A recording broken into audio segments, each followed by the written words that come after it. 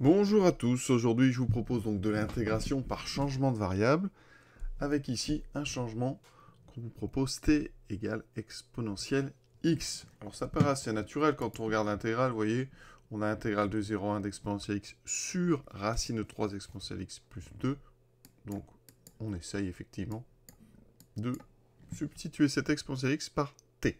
Alors le changement t égale exponentielle x, il revient à poser donc ici ln de t égale à x. D'accord?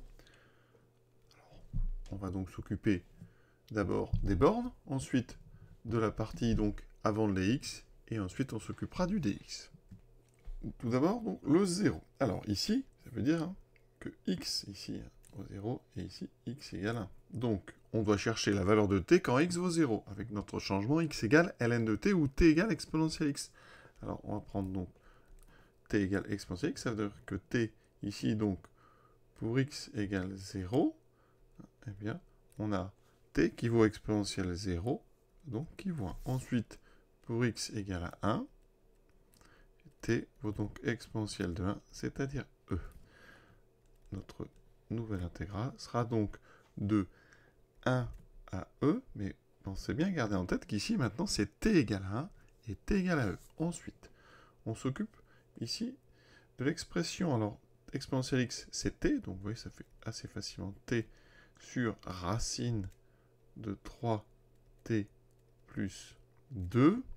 Ensuite, on s'occupe de la partie différentielle ici dx.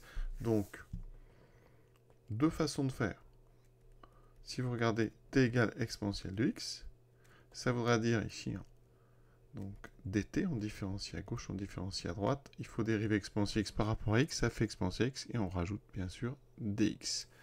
Ça veut dire ici qu'avec ça, on obtient le fait que, alors exponentielle x c'est t, donc dt égale t dx, on peut diviser par t, et on obtient donc le fait que dx est égal à dt sur t.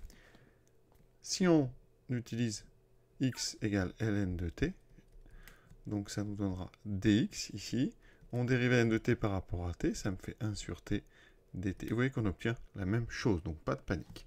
Ici, donc je remplace dx par 1 sur t dt, et vous voyez qu'il y a une simplification par t, et il me reste l'intégrale de 1 à e, de 1 sur racine de 3t plus 2 ici dt. Maintenant, il s'agit de trouver une primitive de 1 sur racine de 3t plus 2. Ça, c'est assez simple.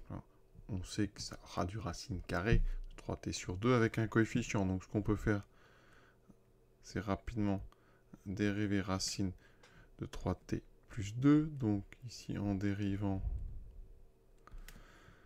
ça donne donc alors racine de u. Je rappelle la formule. La dérivée, c'est donc u' sur 2 racines carrées de u. Ça me donne donc ici u'. C'est la dérivée de 3t plus 2, donc 3 sur 2 racines de 3t plus 2. Donc il me faut ici un 3/2 que je n'ai pas. Donc une astuce, eh bien, on va rajouter un 3 donc en haut, un 2 en bas. Évidemment, il faudra compenser devant l'intégrale, donc on va mettre 2 tiers.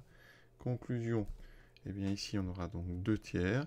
Vous avez ici directement la dérivée de racine de 3t plus 2. Donc on n'a plus qu'à faire ça. Ça donne donc 2 tiers multiplié par donc racine de 3e plus 2 moins racine de 3 fois 1 plus 2, ça fait racine de 5. On développe rapidement. 2 tiers racine de 3e plus 2 moins 2 tiers de racine de 5. Et cet exercice est déjà terminé. Je vous souhaite une bonne fin de journée à tous et à bientôt.